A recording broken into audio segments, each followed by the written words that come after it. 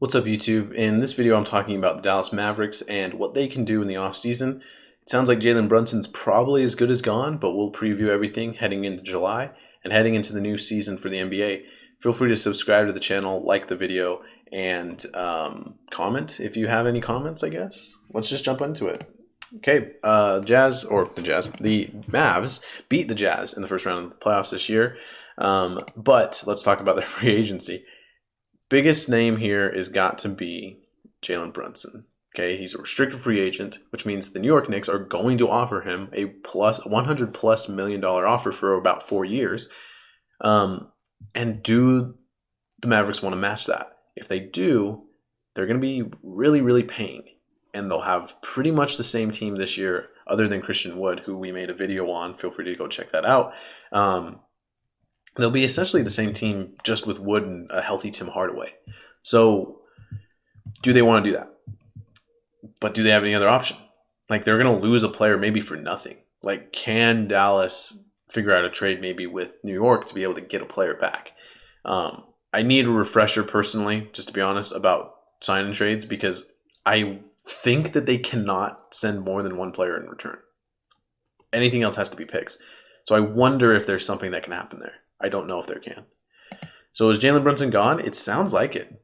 And I think it's the right move. It's just a hard decision for Dallas because he's a good player, but I don't think he's as good as the money that the Knicks will be paying him. And the fact that we don't bring him back just makes the team less, right? Maybe they draft Jaden Hardy because they anticipated Brunson being gone. That might be something. Maybe.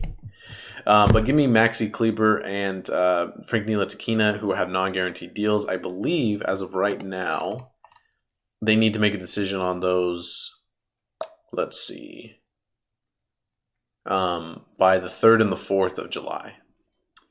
So we'll see then. So I think they'll keep them for the most part. That is pretty much it for the Mavericks. Not a whole lot to talk about. Again, I did make a video about Christian Wood and the trade that they made with the Houston Rockets. Feel free to go check that out. Let's talk about extension eligible players, obviously. Christian Wood just acquired him. They will now need to figure out if they want to keep him. I don't think this is going to be done before the season. It will probably be done after this next upcoming year. Wood is a good center that I think can provide some good things. I think he'll be good with Luka. Numbers-wise, I don't think he'll put up the same exact numbers that he put up in Houston, so probably buy low on him in your fantasy leagues. And then there's also Spencer Dinwiddie. Do you want to keep Dinwiddie? Is that a long-term option for you? I don't know if it is. That makes me think he's a trade candidate, along with Dwight Powell, along with Maxi Kleber and Frank Ntilikina. I really wonder if there's some type of trade that can happen. Also, Tim Hardaway's money isn't great. In fact, let's go pull up their cap sheet really quick here.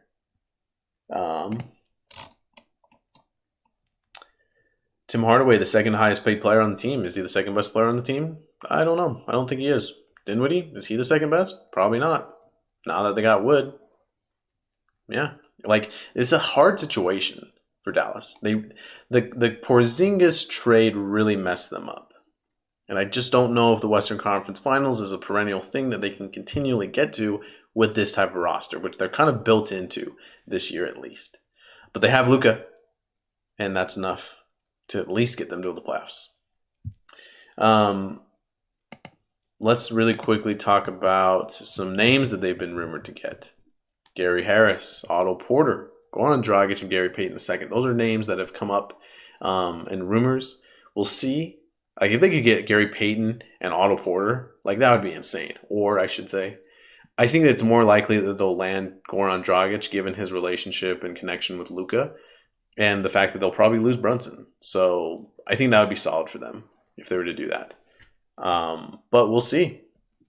We shall see with the Mavericks. They'll really be a similar team, and I think there will be the Jalen Brunson loss. Although, we can talk really quickly about this. If they decide to match it, then their cap sheet will have, like, through the 2024-25 season, like, the three mainstays on the team will be Luka, Tim Hardaway, and Jalen Brunson. So, and Dorian Finney-Smith as well. So I just wonder exactly how that's going to look if they do that. I prefer them not to. if I'm a Mavericks fan, I know it sucks. They're going to lose a contributor who got a lot of points in the playoffs, but I just don't think he's the guy that you want next to Luka when you're paying him $25 million or $20 million. So, what do you think? What do you think the Mavericks should do? Let me know in the comment section. Luka Doncic, Dallas Mavericks. Hopefully the YouTube algorithm will shoot this video to a lot of people. Subscribe to the channel, like the video, comment. Let me know what you think Luka and the Mavericks should do, and we'll go from there. Feel free to check out the other 30 videos that we're doing for all NBA teams, and we'll see you in the next video.